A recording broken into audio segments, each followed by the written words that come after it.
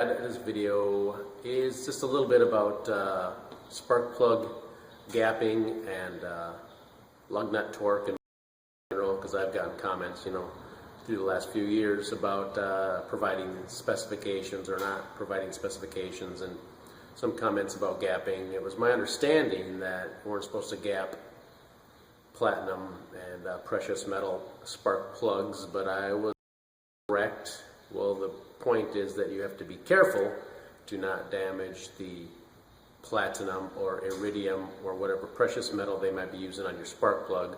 So you do want to be careful and work around it while you're gapping the plug and just bending that terminal a little bit and avoid the little tip. And hopefully I'll have a picture on here and show you what to avoid when you're trying to gap your plugs.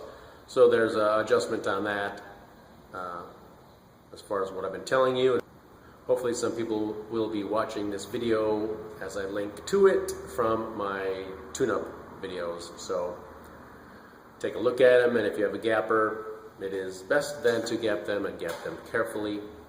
Don't want to be damaging the precious metal tips. Though on that, on lug nuts and torques, I'll specifically talk about lug nuts, but torque specs I don't always give them just because again, I am working in a real shop in real time, so I don't always just grab them for you guys. And they can vary quite a bit, like for lug nuts. Generally GM is 100 foot-pounds for most lug nuts, but sometimes they can be less than that, maybe a little more. Of course, trucks, pickup trucks, like truck might be closer to 145 foot-pounds if it's single wheel or dual wheel. And I looked up some specs just to give you an idea.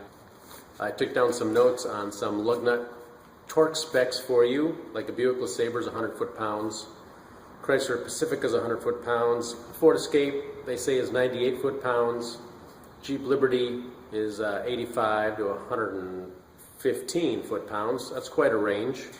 I would think, for having a specification. It's not necessarily a specification, I wouldn't think, once you have a like that. 6 is 65 to 87, 66 to 81.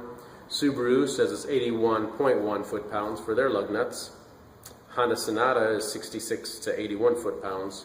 That's a 4-lug. Now I'm not sure if there's a difference necessarily between the relationship between 4-lug, 5-lug, 6-lug, or whatever you have and the torque spec, but I just wanted you to be aware that there is a difference from company to company, and sometimes, as you see, there is a range.